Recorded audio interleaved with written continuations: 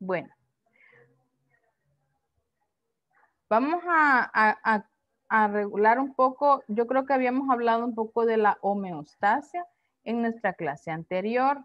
Hablamos de que la homeostasia era el proceso de la regulación fisiológica mediante el cual esas funciones son funciones normales. Podemos decir que hablamos de la presión arterial, la temperatura corporal y el equilibrio electrolítico, que estos son los encargados de mantener su nivel normal. ¿Cómo es esto? O sea, la homeostasia y la hemostasia son dos términos bien diferentes. En nuestra carrera vamos a ver dos términos muy distintos. Y quiero que comprendan que homeostasia es muy distinto a decir hemostasia, ¿verdad? La hemostasia es el proceso de la coagulación. O sea, para poder cerrar una herida tiene que existir ese proceso de hemostasia. Ese proceso para el cual puedan llegar las plaquetas a agregarse a esa herida para que pueda cesar ese sangrado. Pero homeostasia es otro término muy distinto. Y la homeostasia es el proceso de la regulación fisiológica mediante el cual esas funciones, que pueden ser funciones como la presión arterial, ¿verdad? Que la genera llevando toda esa sangre a través de las arterias a mayor presión hacia todos los diferentes órganos y que puede generar un dato. Entonces, ese dato normal se le llama homeostasia. Cuando hay un aumento o una disminución, hay una alteración en ese proceso. Entonces, no hay homeostasia en el cuerpo. Si hablamos de la temperatura corporal, si hay un aumento de la temperatura, se llama hipertermia. Si hay una disminución, se llama hipotermia, ¿verdad? Pero si se mantiene entre los valores normales, que son 36.5 a 37.5, entonces estamos hablando que hay una homeostasia en la temperatura corporal. Quiero que me comprendan que homeostasia es decir que está funcionando regularmente los sistemas en el ser humano, ¿verdad? Una pregunta, doctora, de igual manera sería con el funcionamiento del páncreas que produce la insulina cuando están en los miligramos normales, Cuando están que, los valores normales, estamos hablando de que hay una homeostasia en el páncreas. ok, Ujú. gracias. Hemostasia, ¿qué dijimos que era entonces? Lo de la sangre. Lo Es de la la sangre. regulación, es lo normal del funcionamiento de los órganos o del organismo. Hemostasia, no, hemostasia. Ajá, Doctora, Es el ajá. regulamiento de la sangre. Cuando No, no es el había una reglamento de la hemostasia hemorragia, sangre. dijo. no es Ajá. el, Es el Solamente regulamiento uno, de por las eso les pido que plaquetas. levanten la mano. Ajá. Regulamiento de las plaquetas. Es cuando se agregan las plaquetas a una herida, ¿verdad? Norma Leticia, ¿puede activar su micrófono? Vamos a escuchar. Norma Leticia Villalta. bueno, lo que dijo de la anterior, ¿verdad? La que no es homeostasia, Ajá. era el proceso de coagulación de la sangre, El la proceso de anterior, la que coagulación de la son sangre. Exacto. parecidos los nombres. Son Ujú. parecidos, pero yo no quiero que se me vayan a confundir a lo largo de sus carreras. Por eso es que cuando viene Sí, acá hay el que término apuntar. homeostasia, es otra definición muy distinta. Y la homeostasia ahorita la tienen que conocer porque vamos a hablar de anatomía y vamos a hablar de su funcionamiento normal. Y hablar de su funcionamiento normal es hablar de homeostasia, ¿verdad? A eso es a lo que vamos. Bueno, entonces, para lograr esta Doctora, homeostasia, ¿sí? fíjese de que a mí se me fue la luz y entonces no pude escuchar muy bien lo que usted explicó. ¿El que no pude escuchar? Me quedé en lo, me quedé que estaba explicando lo del cuerpo. Lo del cuerpo, Ajá, las anatomía y funciones. fisiología. Ajá. Ajá, y se me fue la luz. Vaya, solo dijimos que la anatomía humana es la ciencia que estudia la estructura y la estructura y la forma del cuerpo humano, pero en el ser humano, ¿verdad? Y en cambio, la fisiología estamos hablando de la ciencia que es parte de la biología y que estudia a esos órganos de los seres vivos, o si en cambio hablamos de la fisiología humana, estamos hablando de la ciencia que va a tratar, que va a estudiar las funciones normales en el cuerpo humano, de todos esos órganos que tenemos. ¿De acuerdo? Sí, Vale. Y también dijimos que la fisiología y la anatomía se complementan. Aquí en sus carreras no las vamos a ver por separados. En las carreras como la medicina sí se ven por separados, pero aquí las vamos a ver unidas, porque la anatomía va a dedicarle el estudio que va a ser fundamentalmente a estudiar esos órganos y a esas formas que tiene cada sistema, pero se va a unir en cambio con la fisiología porque vamos a estudiar cada uno de esos órganos en sus funciones normales, qué es lo que hace cada uno de esos órganos en su función normal, o sea, homeostasis. ¿De acuerdo? Bye. Entonces, para lograr el término homeostasia en el cuerpo humano, cada una de las estructuras del organismo, desde el nivel celular, o sea, nosotros somos un conjunto de células, de miles de millones de células. Entonces, desde ese nivel celular hasta el de sistemas, va a contribuir de alguna manera para la conservación del medio interno de esos límites fisiológicos. Supongan que cada una de esas células contiene líquido, que es más, tienen en sus compartimientos un líquido extracelular, que es el líquido que está afuera, y hay un líquido intracelular. Entonces, cada uno de esos líquidos ayudan a poder mantener la conservación de cada una de esas células. Si alguna de esas células muere, tiene que ser regenerada en algunos casos. Y en algunos casos no se regenera. ¿De acuerdo? Entonces, si no se regeneran, hay un fallo en esos sistemas. Al haber un fallo, entonces no hay una homeostasia. Al no haber homeostasia en el cuerpo humano, lo que va a pasar es que suceden diferentes patologías, diferentes enfermedades, que ustedes posteriormente van a ver una materia que se llama fisiopatología. Y es por eso que es importante que no deben olvidar su materia anatomía y fisiología, porque ya vieron una antesala de lo que es, ¿verdad? Al ya ver la fisiopatología, ustedes van a ver esas enfermedades que son producidas porque no hay una conservación de ese medio interno de los límites fisiológicos. Hay una desorganización en esos órganos, hay un fallo en esos sistemas, hay un daño en esos sistemas o en algún sistema o en algún órgano en específico. Saliéndonos entonces de estos términos principales, vamos a hablar de diferentes términos como el de posición anatómica. Entonces, hablamos de posición anatómica, que vean esta imagen, esta figura, y la posición anatómica es que el cuerpo se encuentra en una posición erguida, o sea, se encuentra de pie, con los brazos así, ¿verdad? Como lo ven en la imagen, puede ser a los lados o con las palmas viendo hacia adelante, ¿verdad? Y con los pies que señalan hacia adelante. Esto hablamos de una posición anatómica normal. También pueden estar las manos hacia los lados, pero entonces hablamos del término de posición fundamental.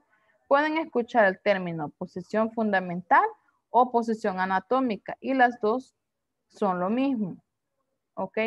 La única diferencia es que en la posición anatómica es que las manos se encuentran a los lados. Esa es la única diferencia. Esta es posición fundamental y esta es una posición anatómica.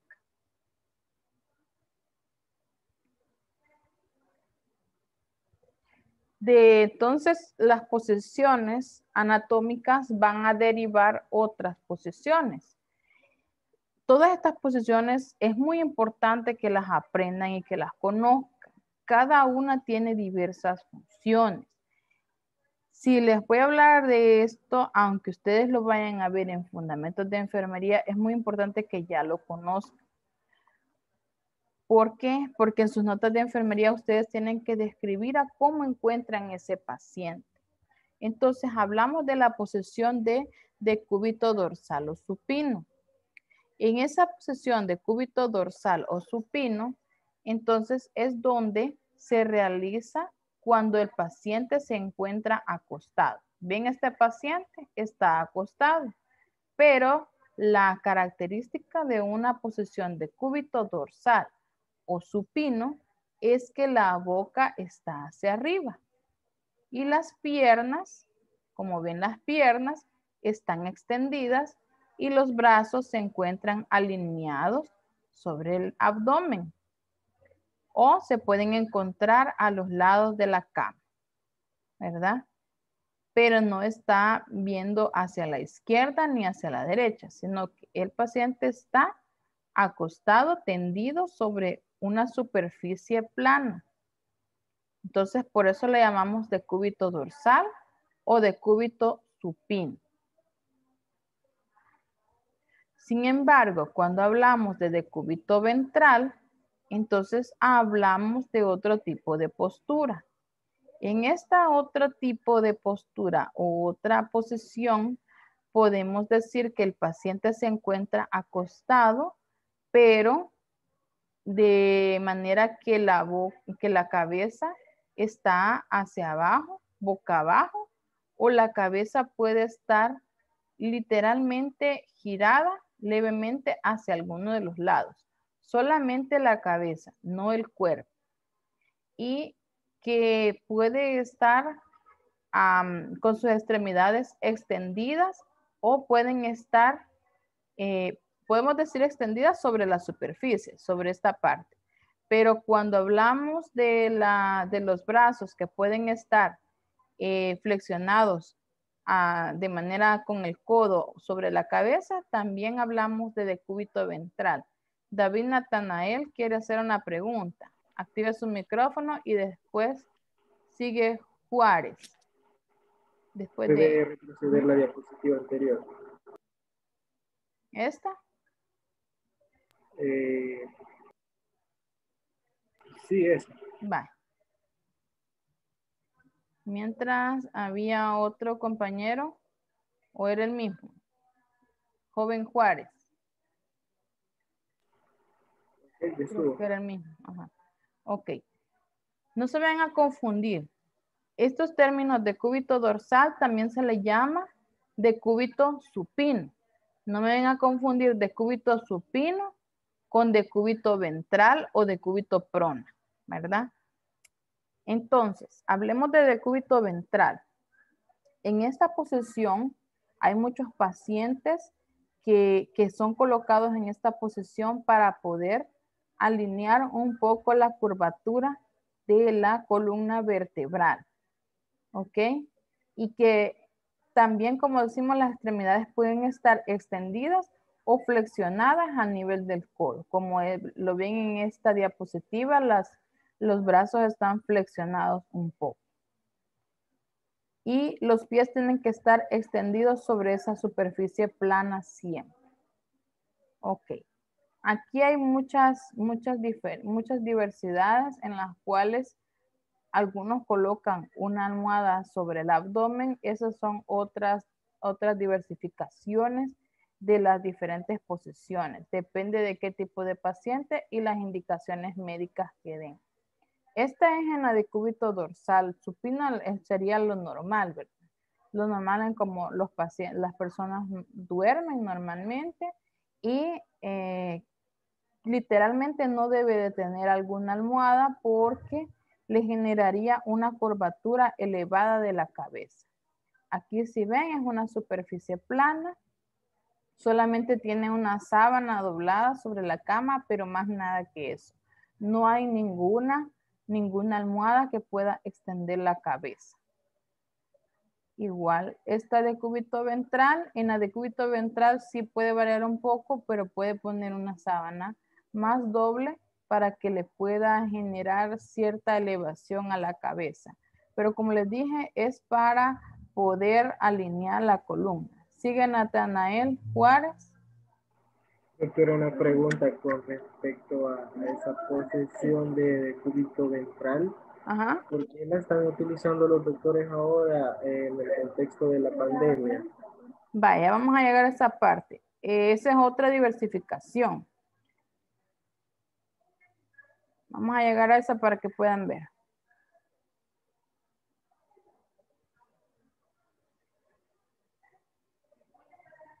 Esta es la que usted quiere saber, Natanael. Esta es la posición anatómica que ahorita están ocupando por la pandemia, así es que ya vamos a llegar por ahí. Ok, ahorita vamos por pasos, no corran. Vamos a decúbito lateral. La decúbito lateral es una postura para poder aliviar esa presión que se ejerce el peso del cuerpo sobre el hueso sacro. El hueso sacro se encuentra a este nivel y entonces este decúbito lateral le ayuda a aliviar la postura que ejerce todo el cuerpo sobre este nivel. O algunas zonas que son más vulnerables como los talones, o que puede también usarse por términos de úlceras o presión o escaras. Ya le voy a dar la palabra, Jennifer. Ahorita, lo que quiero que entiendan es que el decúbito lateral es un cambio de posición, un cambio de postura para el paciente, por el hecho de que un paciente que está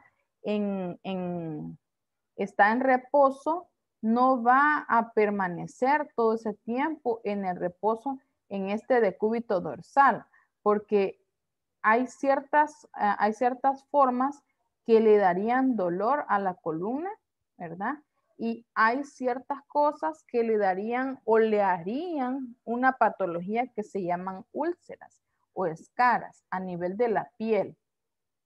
Entonces, una cosa que influye mucho para que pueda generar escaras o úlceras un paciente es el mantenerse mucho tiempo en una posición. Y la otra es el uso correcto de las sábanas. Cuando ustedes llegan a la parte de aprender a hacer el arreglo en cama, tienen que aprenderlo a hacer bien, porque esas sábanas tienen que quedar bien templaditas en la cama. No tienen que quedar con arrugas, porque esas arrugas son las que le darían una posible úlcera a nuestro paciente, sobre todo en pacientes que son diabéticos que tienen una piel muy sensible. Vamos a ver.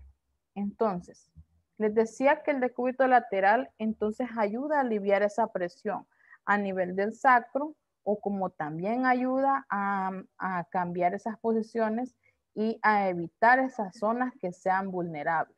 De este término de decúbito lateral van a variarse otras dos, que son decúbito lateral derecho y decúbito lateral izquierdo. Estas dos, decúbito lateral izquierdo y derecho, se deben a que puede colocar al paciente en esa posición en algún lugar porque va a hacer cierto examen, ¿verdad? Como lo ven acá, atrás tiene como una lámina metálica, a esto es el área de las rayos X. Entonces, en ese lugar que le van a tomar sus rayos X, le van a tomar una radiografía que se le dice AP. AP significa anteroposterior y anteroposterior significa que van a poder buscar patologías pulmonares, ¿verdad? Esas patologías pulmonares son las que va a verificar Va a verificar el radiólogo por medio de esta posición que va a colocar a su paciente en decúbito lateral izquierdo. Y en cambio, en el decúbito lateral derecho es donde solamente es la misma posición, solo lo único que cambia es que está del lado derecho que está del lado izquierdo. Función del decúbito lateral derecho significa que va a tomar una radiografía postero-anterior. Y postero-anterior significa que solo va a buscar patologías óseas, o sea, patologías a niveles de huesos. Creo que teníamos 2 personas que querían la palabra. Quiero ver quiénes son.